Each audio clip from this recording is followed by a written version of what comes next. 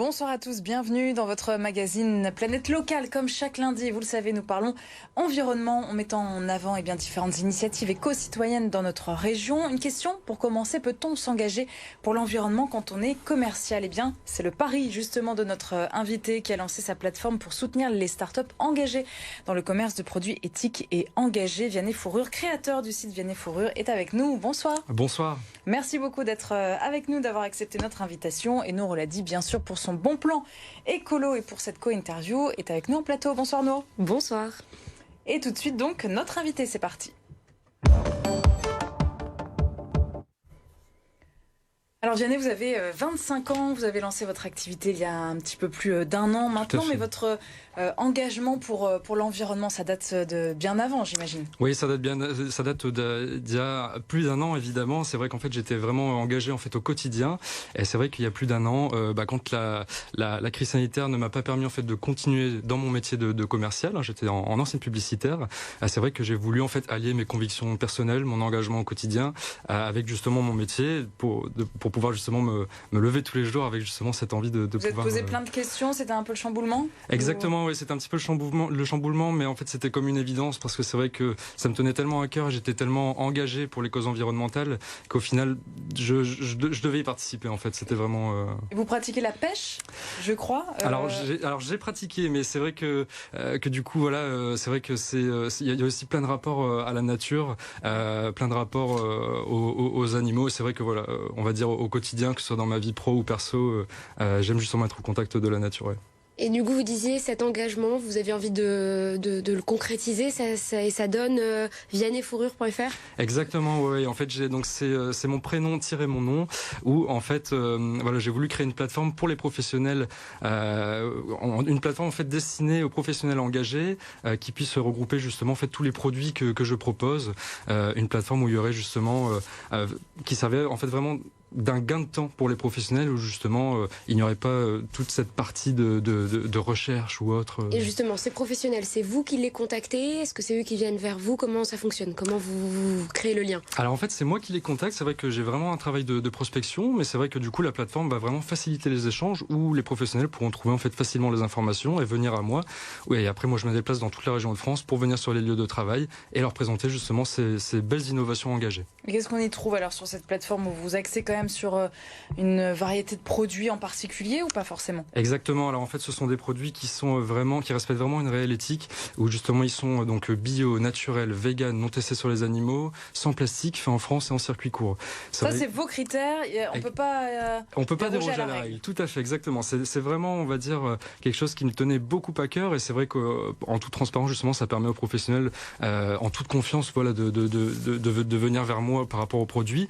Et c'est vrai que du coup, j'ai proposé par exemple les cosmétiques Biotani, qui sont des cosmétiques à base de chanvre et de jus de concombre, des accessoires pour salle de bain zéro plastique, des cosmétiques qui sont fabriqués en Bretagne, des accessoires en fibre de bambour, Fibao, ça c'est à Mons-en-Barœul, ça c'est une marque locale. Oui, il y a un petit peu Made in Hauts-de-France. Exactement, il y a du Made in Hauts-de-France, ouais, et c'est vrai que du coup ce sont des beaux accessoires en fibre de bambou, et après voilà, il y a aussi un fonds de dotation pour qui je récupère les surstocks et les invendus. Et ces critères, comment vous les vérifiez ?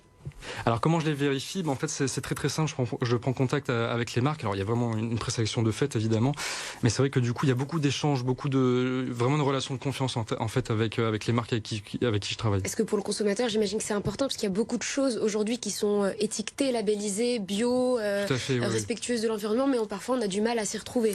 C'est vrai. Alors c'est vrai que en plus, alors c'est très bien justement qu'il y ait cette vague un petit peu écologique, que les gens justement fassent de plus en plus attention à ça. Mais malheureusement on peut tomber des fois sur des marques qui jouent sur ça pour proposer des choses qui ne sont pas forcément éthiques.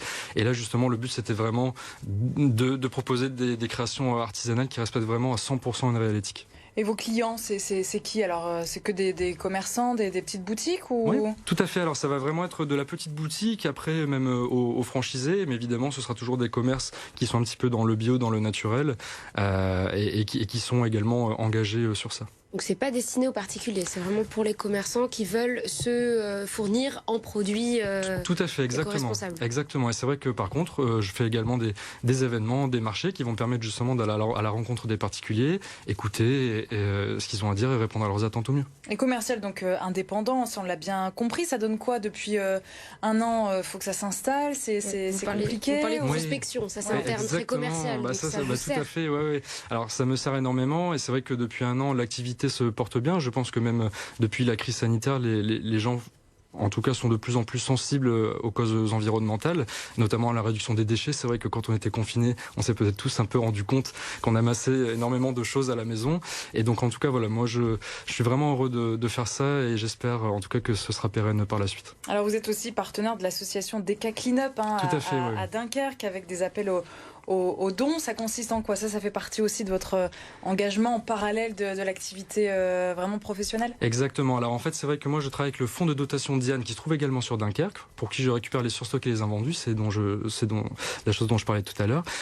Et c'est vrai que du coup, ces dons en fait seront revendus en déstockage et ça va permettre d'aider des associations financièrement, dont Deka Cleanup, qui se trouve être une association de jeunes bénévoles sur Dunkerque, qui nettoie les plages de la Côte d'Opale. Et vous dites, je veux laisser une empreinte sur la planète, pas une cicatrice. Exactement. C'est inspirant en tout cas. Ouais, mais alors, ça veut dire quoi concrètement? Alors ça veut dire que c'est vrai que par exemple depuis fin septembre par exemple je suis papa et c'est vrai que du coup on pense aux générations futures, à ce qu'on va laisser et je pense que chaque petit geste qu'on fait au quotidien peut avoir de grandes répercussions sur l'environnement, sur le futur et ça c'est ce que j'essaie de partager au quotidien du coup. Et qu'est-ce que vous avez c'est quoi votre priorité pour 2022 pour booster cette activité justement auprès des entreprises, des commerçants de la région? Alors c'est vrai que pour booster un petit peu l'activité, je compte vraiment du coup sur cette belle plateforme que j'ai façonnée vraiment main. C'est vous qui avez tout fait de A à Z? Oui, tout à fait. J'ai vraiment fait tout de A à Z, donc j'en suis très fier et j'espère que du coup ça pourra vraiment donner une meilleure visibilité à mon activité. Et c'est vrai que j'espère également proposer encore plein de belles innovations, aider justement des petits créateurs à promouvoir leur marque, mais aussi des commerçants à trouver des produits vraiment engagés. Et donc voilà, en tout cas, je serai sur le terrain. La notoriété aussi, j'imagine, le bouche à oreille qui va faire Exactement, oui, tout à fait. C'est encore le début de l'activité, mais en tout cas, voilà, je compte beaucoup sur ça. Merci beaucoup Vianney d'avoir été avec nous, donc le créateur du site vianney-fourrure.fr. Vous restez bien sûr avec nous pour la suite du magazine. Et nous parlons des soldes avec Nour en ce moment. Vous avez peut-être d'ailleurs fait un petit peu les magasins puisque c'est la période des soldes d'hiver. Et qui dit solde dit tentation d'acheter peut-être un petit peu trop frénétiquement pour certains. Nour, ce n'est pas bon pour notre planète, attention. Oui, parce que l'industrie textile est l'une des plus nocives pour la planète. Voilà, je commence avec un constat qui fait mal, celui de l'Agence pour la transition écologique. La mode est responsable de 2% des émissions totales de gaz à effet de serre. On consomme aussi des quantités astronomiques d'eau. Alors, pour autant, on est d'accord, il faut bien se vêtir, mais céder compulsivement au rabais, aussi tentant soit-il, eh bien ce n'est pas forcément la bonne solution. Donc est-ce qu'on doit faire une croix sur les moins 60% ou pas? Eh bien pas forcément Marie, mais l'idée c'est de revoir sa façon de faire les soldes, alors pour tenter de concilier petit budget et valeurs écologiques. Alors déjà, avant de se lancer dans une séance de shopping, aussi responsable soit-elle, le mieux c'est de faire le point sur sa garde-robe, une bonne manière de se rendre compte qu'on n'a pas forcément rien à se mettre et se poser aussi cette question fatidique, ai-je vraiment besoin d'un 4e jean ou d'un 10e pull? Parce que l'idée c'est de ne pas consommer de façon abusive et trop rapidement en fait. Et de ne pas tomber dans ce qu'on appelle, alors moi j'ai appris un truc, c'est la fast fashion. Oui, exactement. Alors en fait, on en parle beaucoup de ce mot, c'est vrai, c'est de l'anglais, mais en gros ça veut dire tout simplement consommer rapidement, trop vite, trop souvent, pour pas cher. Alors oui, on veut tous faire des économies, mais on peut y remédier en choisissant des commerces plus éthiques, plus locaux, et donc choisir des vêtements plus respectueux pour la planète. Il y a des applications qui existent pour nous y aider. En fait, c'est vous scannez la pièce du vêtement, par exemple, que vous voulez acheter, et il vous explique selon plusieurs critères si les conditions dans lesquelles il a été fait sont respectueuses de l'environnement. Alors vous pouvez tester par exemple Good On You ou Clear Fashion.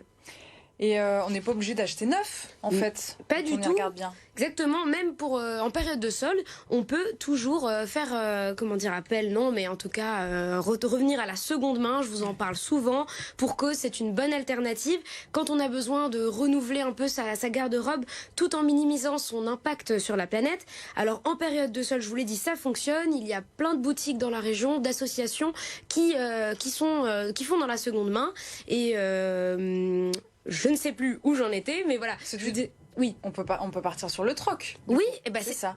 On échange une pièce pour pas une forcément. autre. Il y a les friperies et le troc, c'est ce que je vous disais, c'est l'idée vieille comme le monde. À Lille, par exemple, il existe un magasin qui vous permet de le faire, c'est le Green Deepact. Vous pouvez y apporter des pièces que vous ne mettez plus, en bon état bien sûr. Elles sont sélectionnées par la fondatrice de ce magasin qui vous transforme ces vêtements en fait en une monnaie qui vous permet de repartir avec des pièces qu'elle a elle-même. De l'argent, quoi. Non, c'est pas de l'argent, c'est une monnaie qui n'existe pas, virtuelle si vous voulez, s'appelle des Green Dees. Okay. Et en fait, vous repartez avec des pièces qui sont exposées dans son magasin. C'est du troc, un petit peu arrangé, mais il existe aussi des dépôts-ventes, ça c'est plus classique, comme Joli Caprice à l'homme, je sais pas si vous connaissez, mais voilà. Il y a plein de façons de se faire plaisir sans caprice. Merci beaucoup. Nous, on aura une belle chute. Merci à tous les deux. On se retrouve la semaine prochaine pour un nouveau bon plan écolo, Planète Locale, donc tous les lundis sur BFM Grand Lille et Grand Littoral. Demain, nous parlerons business, donc avec un focus sur les entreprises de notre région. Et nous reviendrons bien sûr sur la success story de la start-up Exotech, spécialisée dans l'utilisation des robots, qui est devenue la semaine dernière une licorne française.